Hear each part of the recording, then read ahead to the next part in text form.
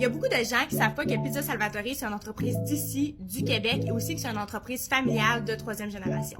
Ça a commencé par notre grand-père, Salvatore Abatiello, qui lui est un immigrant italien d'après Deuxième Guerre mondiale. Il est arrivé par paquebot au port de Montréal, et c'est dans la métropole qu'il a rencontré notre grand-mère, Angèle Fecteau, qui, elle, venait d'un tout petit village en Beauce, Saint-Odilon-de-Cranbourg. À ce moment-là, dans les années 50, l'emploi, c'était pas comme aujourd'hui. Il fallait aller loin pour trouver du travail. Donc, elle était partie de la Beauce et elle est allée vivre à Montréal comme couturière avec sa sœur.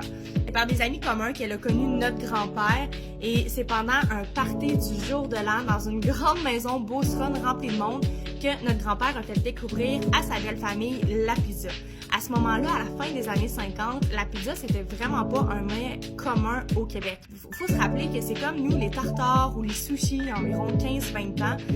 On connaissait pas vraiment ça, puis c'était exotique. Mais la pizza était perçue comme ça à la fin des années 50. Donc, quand la belle famille à mon grand-père a vu notre grand-père prendre de la pâte, penser qu'elle allait faire une tarte, après ça, mettre de la sauce tomate, du fromage mozzarella fondu, et c'était, ben voyons, qu'est-ce que c'est ça? Mais finalement, comme tout le monde qui goûte la pizza, ils ont beaucoup aimé ça. Et c'est vraiment la belle famille qui a poussé notre grand-père avec notre grand-mère à ouvrir le premier Pizza Salvatore dans la grande ville, qui était à ce moment-là Saint-Georges-de-Beauce. Nos grands-parents ont ouvert le premier Pizza Salvatore en 1964 à Saint-Georges-de-Beauce. Ils ont eu 7 enfants qui ont élevé au 2e étage du restaurant, là, juste ici, des brassées de sauce tomate, faire des batchs de pâtes. Donc, les 7 enfants ont vraiment toujours mis la main à la pâte.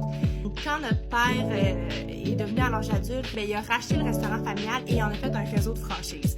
Ça, c'est dans les années 80. Les franchises, ça n'existait pas en fait au Québec, là, où il n'y en avait que très peu. Mon père disait qu'il y avait de la misère à se faire comprendre par les fournisseurs, de négocier des prix de groupe pour une chaîne, tout ça, alors que ça commençait aux États-Unis avec les McDo, Subway de ce monde. Mes parents ont eu 5 enfants, mes 3 frères, ma sœur et moi. Depuis qu'on est jeune, on a toujours vu nos grands-parents, nos parents se consacrer à l'entreprise familiale. On a toujours travaillé dans les cuisines des restaurants. Donc, c'était vraiment naturel pour nous de vouloir racheter l'entreprise familiale pour assurer la croissance, mais aussi la stabilité. Donc, quand on a commencé à travailler dans l'administration, au centre de service, une grande chaîne de pizza, en fait, la plus grande chaîne de pizza au monde, Pizza Hut, qui est venue cogner à notre porte, à la porte de notre père, en fait. C'est notre père qui était propriétaire de l'entreprise à ce moment-là pour racheter les 14 restaurants et les virer en Pizza Hut. On a écouté qu'est-ce qu'il y avait à dire, qu'est-ce qu'il y avait à proposer. C'était intéressant aussi pour nous de vivre ce processus-là, puis voir comment une si grande entreprise était bâtie, la structure interne de l'entreprise. Pour nous, on n'a pas vu d'avantage à se tourner en Pizza Hut parce que les volumes de vente par unité, par succursale, étaient inférieurs aux nôtres.